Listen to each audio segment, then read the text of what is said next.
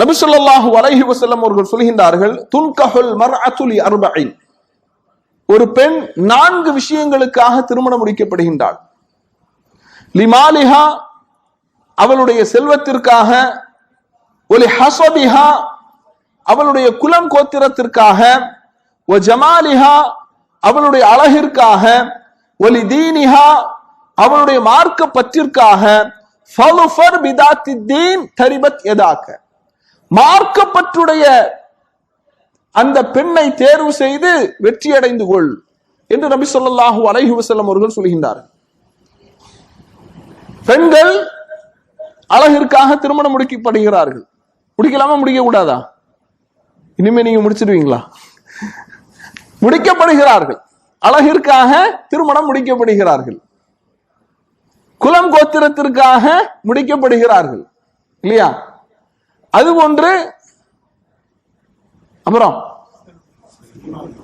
செல்வத்திற்காக முடிக்கப்படுகிறார்கள். இதெல்லாம் மார்க்கம் தவறுன்னு சொல்லல, அனுமதிக்கப்பட்டது. ஆனால் இந்த அனுமதிக்கப்பட்டதிலேயே எதை நாம் தேர்வு செய்ய வேண்டும்? மார்க்கத்தை தேர்வு செய்ய வேண்டும். மார்க்கத்தை தேர்வு செய்ய வேண்டும். மார்க்கத்தை தேர்வு செய்யும் போதுதான் சிறந்த சந்ததிகளை உருவாக்க முடியும். பாருங்க, நபி ஸல்லல்லாஹு அலைஹி வஸல்லம் அவர்கள் சொல்லக்கூடிய இன்னொரு செய்தியை பாருங்க. அஹ்ரஜ் இமாம் அஹ்மத் ரஹிமஹுல்லாஹ் அவர்கள் முஸ்னத் அஹ்மதுல 1445வது செய்தியாக இதை பதிவு செய்கின்றார்கள்.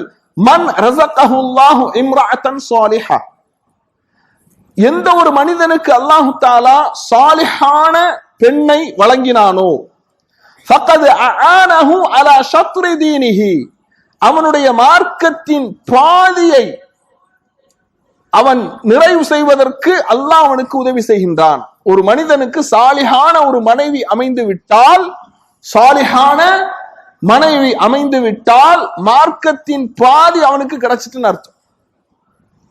ஃபல்யத்தகில்லாஹ ஃபீ ஷத்ரில் பாக்கி, மீதி பாதியை அவன் எப்படி பூர்த்தி செய்ய முடியும்? அல்லாஹுவை அஞ்சிக் கொள்வதன் மூலமாக, அல்லாஹுவை பயந்து கொள்வதன் மூலமாக மீதி பாதியை அவன் பூர்த்தி அடைந்து கொள்ள முடியும்.